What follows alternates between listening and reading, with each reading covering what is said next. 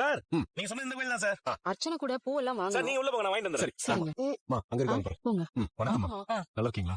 இருக்கு. எங்களை பார்க்க வந்ததுக்கு ரொம்ப நன்றிமா. நாங்க செஞ்ச பாவத்துக்கு இப்ப தண்டனை அனுபவிச்சுட்டு இருக்கோம். கல்யாணி விஷயத்துல நாங்க அப்படி நடந்திருக்கவே கூடாது. காலம் கடந்துருச்சுங்க. இதுக்கு மேல பேசி என்ன போகுது? தம்பியோட பையன் இங்கம்மா. என் பொண்ணோட பையன் கிரேஷ், வா. இங்க பாப்பா. என் தம்பி ஜாட அப்படியே இருக்கு. பிறந்த அணையில இருந்து அது இருக்கு. புரியுதுமா, அப்பவே வந்து பாத்துக்கலாம். தப்பு பண்ணிட்டோம். இங்க வாப்பா. நான் உன் பெரியம்மாப்பா. நான் உன் பெரிய பாப்பா. வா.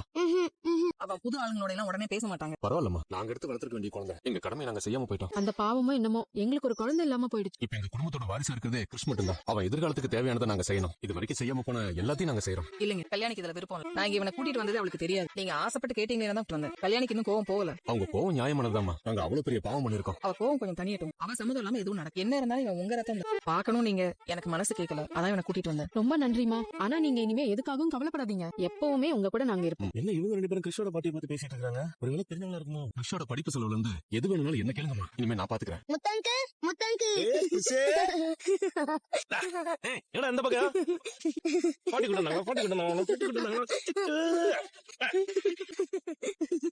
எப்படா இருக்க? நல்லா இருக்கு அங்கிள். மீனா ஆண்டி வரலையா? இல்லடா, மீனா ஊருக்கு போயிருக்கா. எப்படிமா இருக்கீங்க?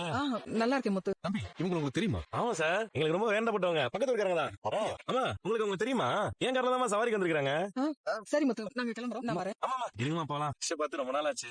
இல்ல முத்து, நான் கொஞ்சம் சீக்கிரம் போகணும். எனக்கு வேலை இருக்கு. ஆமா, நான் சொன்னதெல்லாம்